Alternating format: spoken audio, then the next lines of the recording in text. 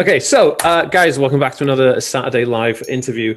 These are going pretty cool. I think this is, I know it's like, must be like the sixth one we've done or seventh one we've done. It's pretty cool. But anyone listening on the podcast, I know these are a little bit different to the usual podcasts, but I hope you're enjoying these interviews anyway. I feel like the podcasters are going to get this way more than the people watching it visually, but I think it still works. And everybody watching on Instagram or Facebook, word up, yo. So today, I'm talking to somebody I know, and I'm not entirely sure. I will get into it a little bit how I know this girl, but I'm not entirely sure. I think I know how I know you, but we connected on Facebook over politics. I think we very much have the same kind of ideology of politics, and I think that's how we kind of gel. This is Marid, and Marid, do you want to actually explain who you are, what you do, and that'd be super cool. Yes, I'm Marid Harry. I'm 24. I'm from Festiniog in North Wales, unfortunately, but now I live in London. I work as a journalist, presenter. I do social media, just a bit of everything really in the media industry. And yeah, it keeps me busy, but I love it. It's fun, you get paid to talk, so can't complain. So, what kind of what agencies and stuff do you work for, or what kind of networks do you work for? I've worked for a bunch of different like national publications. I've worked at News UK. I've worked at Reach. I've worked for Global, so like with Heart Radio and stuff.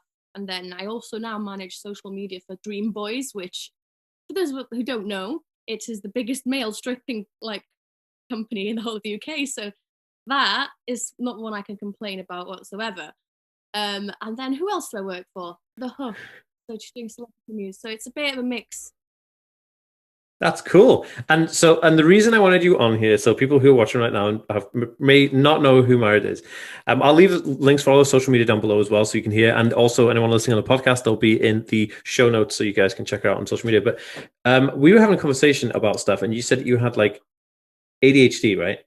And then I was like, whoa, this is super cool. But you said it was like kind of like a severe ADHD, like a proper kind of like it really grips you in your life. And so I really wanted to just ask, I'm just kind of, I'm going off script here. There's no script for this video. Usually I do have scripts, but I wanted to do this one a bit more laid back because we're both North Walian, Gogledd Cymru, all that. And I felt like it would be really cool to just kind of just shoot it naturally. So in terms of like working in that kind of super busy tech-based media environment where like it's like things going all the time, what on earth is your day-to-day like with ADHD? Well, to be honest, you'd think it wouldn't go hand in hand with it because there's so much to keep up with, but it actually is what stimulates me to be able to do this work. I could never, ever see myself doing anything else because there's so much variety. I'm always doing something different, like be that filming a comedy sketch to interviewing a celebrity to going to parties and events. And it's so stimulating that it actually keeps me in control in some way and it keeps me entertained, which is something I find really hard in any job that's a bit menial. And I've like been sacked and quit so many jobs that didn't like satisfy that need, right? Because I just... So like in terms of like because with ADHD, because so I have comorbid condition, I have Asperger's syndrome, ADHD, OCD, and dyslexia all together, a lovely combination of nonsense, and and it does kick my butt a lot of the time, like day to day. And one of the things that ADHD does is I start this one thing, I'm like, I'm going to edit this video, but then I'm also going to learn Chinese, and then I'm also going to reboot this computer, and then I'm also going to finish creating this thumbnail, and then I'm also going to write this blog post, and I've got like several different things on the go at any one time because that's how I have to be. Are you the same? Like, what's it like? I'm exactly the same. Oh my God. But before I was officially diagnosed, right? So that was maybe 6 months ago now. So I've got my whole life without any diagnosis or help, just thinking that's how normal brains were. Turns out they're not. So I found it really hard to manage with everything. I'd be the same, like writing an article, but then remembering, oh, I need to do that email. Oh, I need to go and make a coffee. Oh, actually, I need to pee. I just couldn't concentrate on anything. But meds have really helped me with cracking down with that. I'm much better at sticking to like kind of lists, and I make little lists in my head, be that like, oh, you need to go for a shower, then you need to brush your hair, then you need to have a cup of tea. Like, that's just how I function, and it helps. Dude, that's super funny. Do you know, when you said that, it reminded me of that scene in Friends where Chandler's dating his ex-girlfriend through the computer, and Phoebe's like, "You need to go for a shower. No, you need to get dressed. No, you need some coffee." And it's like just so many things going on at once, and he's just like, "Ah!" And like that's a really good kind of explanation for it. If anyone knows what I'm talking about, like, give this video a thumbs up. I'll heart this video and like it because Friends is life for people who don't know. But Friends so much, and everyone always used to tell me I'm exactly like Phoebe, like growing all up. right. So yeah, I mean, she's quite like erratic and all over the place and quirky, as they like to put it. But I mean, she's definitely a bit of me, you know what I mean? Yeah, no, That's she's exactly. definitely she Phoebe's definitely out there. I mean, she just comes out with the most horrendous things, and I'm thinking, oh my goodness, this is awesome. But then again, Joey's also a bit of a loose cannon when conversation's concerned. Here's a question. So I also take medication to help with my ADHD and my moods as well, because with Asperger's syndrome being comorbid, you have this kind of like I love structure and routine, but then I also have a tendency to completely go all over the place and scatty because of ADHD. So this like really does like battle against each other. So I'm on medication for that. Now I take a medication which is prescribed sometimes for a lot of the time for antidepressant. It's called duloxetine, but it's actually prescribed a lot of the time for people with Asperger's syndrome and ADHD. So and that has really helped me calm down so that I can focus on things and like I'm not like hitting my head anymore. I'm not breaking my hands and stuff. And life isn't like a desperate like So if you don't mind, I was going to ask you what kind of medication you're taking and how are you finding it and how long have you been on it? Yes, I'm on two different kinds. I'm on an antidepressant for my anxiety. That one is right. Let me try to remember what that one's called. Escitalopram. And then that's helped me a lot with that. But bloody hell, isn't that a rocky road getting onto it in the first place? I Jesus. had that And then before. I from have had it. oh, sorry, you go first. You go first. No, I have had that. I have had citalopram. I had that before ages ago, but coming off it was even worse. And so I never wanted Oh, to do that one again. But it was only, but people do react differently to it. So it is kind of like you have it's trial and error. And like your psychs will tell you, like, you try certain things to see what works for you and what doesn't work, right? So I just thought I'd say, yeah, yeah. I understand. Sorry, I didn't mean to interrupt. Tried I tried a few things before eventually settling on that because some things did not work for me. So I've got that for the anxiety, and then for the ADHD, I dabbled on a few different things like Concerta and all them, but I've ended on Elvance, I think it's pronounced, and that one's helped me so much. I'm on, I think, nearly the highest dose of it, and I might go up again to the highest dose of it. But yeah, it was brilliant. To start with, I was like getting really sleepy and stuff, but now it's properly working. It's like it's not like you feel a high or a buzz or anything. It's just you notice yourself doing things you never could before, and it's like this is what life is like for other people. Isn't that nuts? I'm able to tell myself I want to do this thing, and then I actually go and do it. Do you Wow, know, it's funny when amazing. the first week I had my medication, um, I was it was the first time ever I was able to sit down and eat food without like having to get up and walk around and do anything. I just sat down and ate food, and my girlfriend was like, "Is everything all right?" I'm like, "Yeah, I'm just enjoying sitting down," and it was so bizarre. Like you're absolutely right. Things that you'd never even done before, which are just simple things, but because of the way your brain operates, it kind of like it's restricted you from doing those things. But the medication helps tone that down. Like a lot of people are like, this is going to be a question. Like, look, people are on the fence. Some people are like for medication, and other people are kind of like not for medication, right? And I'm kind of like, look, I try and do the most part I can without medication, but there's a certain point in your life where you say, well, okay, to me anyway, medication has to be an answer here because I'm just completely I'm losing it, right? I'm like I'm not able to kind of like stable myself day to day, and so that's kind of like where I got to. But a lot of people kind of they're kind of like, oh no, medication's like suppressing who you are and all this kind of stuff. And I get their outcry, right? I get what they're saying. I get like if you're a crazy creative person and you want to do all this kind of like craziness, which is fine. But then again, you are the person who's living it. And one thing I don't like is I don't like people like medication shaming. I don't know if you've heard of this, where people like pill shame people. So they shame people into the fact that like, I can't believe you're taking medication. And I get people's concerns with medication. Of course, you're putting foreign stuff in your body. It's going to be different. But and I just wondered what your take was on that. If you've heard anything about like people who like pill shame and stuff. I think those people should get in the bin. Is my opinion because if it's not their brain and if it's not their situation, their life, why do they care about what you do to make yourself better? Without it, I was like an absolute potato at times, especially like with the anxiety and stuff. It was crippling. It was crippling. I've been sick because of my anxiety, like daily. I couldn't breathe. My vision would go blurry. Like medication saves people's lives, and I think the people who pill shame need to like get a bit of a grip on reality, really, and realize how helpful it is for some people. Like not everyone, no, but don't shame those who do take it, because it is incredible and it's brilliant science that's been developed for years and years and years to improve people's quality of life. And what's the bad side of that? Like I don't think get it. I've helped like take it as yeah, sorry, carry on. no, so all my friends had never ever pursued diagnosis of anxiety, depression, like bipolar, ADHD. A lot of my friends had issues, but they never ever thought about going to speak to someone about it, getting diagnosed, or ever even considered medication until I started talking about me doing it so openly. So I feel like if people carry on with that attitude, it's never going to help anyone, because so many people don't get the help they need. So there's 100%.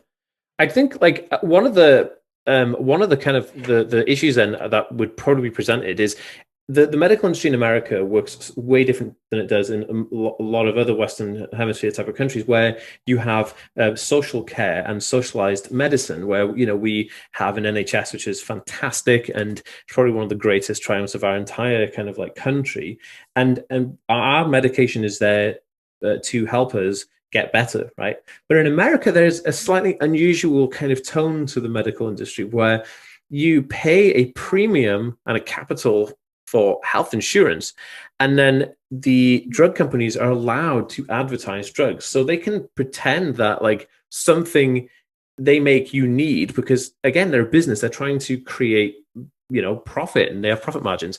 So a lot of the time, what a lot of people say, and this is what I hear back from the community, is that big pharma is what it's called, kind of push drugs on people to take them, even if they don't want to, because big pharma are just trying to make a profit. And I think that's a lot of what this argument kind of stems from. So anybody who's watching or listening in America versus the UK, we have a proper different health system. It's completely different. It's literally set up to help you. It doesn't cost you anything, and it's there to help you get better, not to sell you anything, basically.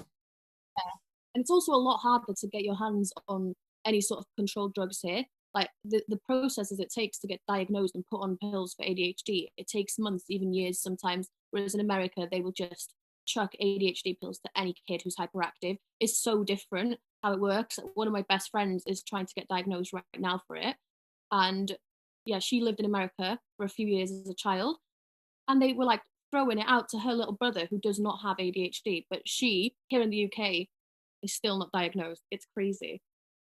Yeah, it is crazy, I think, and it's all to do with like they got the FDA in America, and we've got our kind of like whatever the hell our version of it is, our Food and Drug Administration here, and there's different standards for different people. And I guess that was just interesting, and I just wanted to put that out there because it was it was an interesting topic. So, in terms of ADHD and like daily life, what would you say the biggest struggle? I mean, you could say medicated or non-medicated. What would you say the biggest struggle you found in life? A young girl doing her stuff in life, and she has ADHD. This kicks my butt every day. What would it be? The thing is, there's a lot of things, but I never knew that's what it was until like a year ago, essentially. So when I look back at it, I'm like, it really did affect me, especially in concentration and just like, I don't know how to describe it, but I would always need to be like the center of attention. But it wasn't intentional. I just really liked it, put it on a show and being funny. From like a young age, I would always just kind of, if something was boring in class, I would have to put on a little show or throw something at the teacher or do something to catch everyone's attention. And I did not stop talking ever. And that was just who I was. So I just had that reputation of being that girl who just chats nonstop and is bloody annoying. So that, yes, it's annoying. It's affected me, but I kind of like that about me as well. But the concentration thing is the one that still affects me mainly today, even with a diagnosis, because it's like people always tell you, don't they, when you're like, oh, these are the symptoms of my condition, they go, oh yeah, I've got that too. It's not the same though, is it? It's not the same. You not being able to like concentrate on reading a really boring book is not the same as me not being able to write an email that will take me 10 seconds because I just physically can't do it. That it's 100%. Very different. It's so That annoying that people pick the little symptoms and try to like appeal it to their life. It's like, no, darling, it's not the Yeah, same. I Get hear this. I hear the same thing when people say like, "Oh, everyone's a little bit autistic." And like, what are you talking about? You either are on the autism spectrum or you're not. Like, everyone's got a little bit of ADHD. It's like, well, you either got ADHD or you don't. Don't be so ridiculous. It's like probably one of my biggest pet peeves is that people say, "Oh God, yeah, everyone's a little bit autistic." It's like, what on earth are you talking about? Like, have you any idea the struggles of day to day life? Like, and like you just pointed out like brilliantly, something that is meaningless that they take for granted, like picking up the phone, calling the doctor to have, it's anxiety and the ADHD. Like you just like freaking out. Like I can't do this phone call. Like, oh, you've tried 16 times, and and I'll do it later. It's crazy that people just don't understand it, and it's kind of like they belittle your condition. They kind of say, well, oh yeah, well, it's not an issue, just get on with it. It's like, well, that's not good. It's not going to help, is it? Yeah, they think it's not as much of a big deal as it is because they're seeing us coping with it every day, and probably they wouldn't know that we had anything going on if we hadn't told them. And then because I've told them and I'm like, oh, these are the symptoms, because they want to know a bit more about it, and they're like, oh no way, I get that too. Like, no, you don't. Not like me, you don't. Otherwise, you'd be on you, darling. So true, dude. So true, dude. And I'm sorry that you have to kind of deal with people like that. I mean, it is annoying. Luckily, I work from my home, and I'm a YouTuber, so I work in my home office, so it's kind of cool. But I don't have to deal with people like that if I don't have to. So here's interesting. Before we try and wrap it up, and I hope people are getting value from this conversation. I think it's been really good, and it's nice to have a general insight. How do we know each other, Mary? This is an interesting thing. We're both from the same part of the world, but I don't know if that's how we know each other. Do we have like friends in common? Shall I go first? How I think it is. Yeah. I think it's because we both did BBC Sesh. I'm going to say because we both did videos for the same company, and I think we were all sort of in the same group chat. I think there was like when it first launched, we were a part of the first launch by the OG crew. So I think I added you from there, and then I saw you sharing all these political posts. Now I was like, oh yes, like, oh, someone who's not a Tory from where I'm from, like. That is it. That's it for me. Bang on.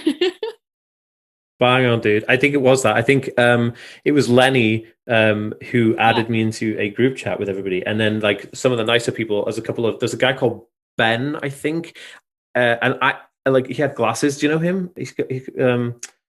He was at the XL when I was doing Summer in the City, and he was doing running. He was doing like behind the scenes a runner, and he was like, "Dude." I was like, "Oh, what are you doing here?" And he was running for my panel. That was kind of cool. But yeah, that is exactly how we know each other, and it's really funny because I'm from Anglesey. I'm about an hour and 15 minutes away from where you grew up, right? And that's not far at all, because it's only that amount of time distance, because you have to go through a mountain to get to where you lived, right? If we had a motorway, it would probably take 20 minutes. Exactly. So geologically, we're very close in where we live, but to get there, logistically, it was a bit of a nightmare. And it's really funny. We don't have any friends in common from North Wales, which I find hilarious. Do we not? Oh my gosh! I swear, if we dug a bit deeper, we'd find someone, because I've got family from Anglesey, and they're all like 27 to like 33-ish age. So oh man, come on. Oh, I probably do know. All right, when we finish the podcast, we'll talk. But anyway, Maren, is there anything that you'd like? And this is a cool question. Is there anything you would like to tell your younger self about ADHD now that you're like an established woman, you're doing all this cool stuff, and you got control of your condition? Is there anything you'd like to tell your younger self if you could go back in time, and be like, listen, baby, married, chill out? Oh, I love that question. No, I would not tell myself to chill out or anything. I just tell myself, mate, you're weird, yeah, but it's great. And do not let anyone tell you that you're not going to be like successful in media, because everyone used to tell me, you're never going to leave Blaina, you're never going to do anything. But mate, just carry on being weird and it'll get you places eventually. Don't worry. That is what I would say. Don't change a thing. Dude, I love it. I absolutely love it. And it's been a pleasure having you on my podcast, because it's nice to change it up, and it's a bit refreshing. And it's nice to have, girls on a spectrum here talking, because like I feel like there's a lot of like male dominated kind of like scenes of the stuff. I know I'm a white male, talking about autism, and I guess it's stereotypical, but it's nice to have girls on here talking. Right. Thank you so much for coming on. So if anyone wants to get you on Instagram and Twitter, what's your handle? It's just my name, so at Married Parry. and I'll have some very fun stuff on my stories if people want to check it out, because I always chat loads of beep. Dude, I don't even know if I don't know if I've got you on Instagram, bro. Are you verified on Instagram? I wish I was verified on Instagram. You're just saying that because you are. I am verified on Instagram, yeah. Why do I not have you? This is so weird, guys. Wait. Oh wait, Matthew Joseph. We have a friend in common. Matthew Joseph, he's a singer. He actually used to date my brother. There you go. Lovely. Well, it's a small world, isn't it? It is small. Look at that. My brother's ex-boyfriend is a friend in common with you. Right. Okay, guys, it's been awesome. I'm gonna stop recording now. Thanks for joining the show. Peace.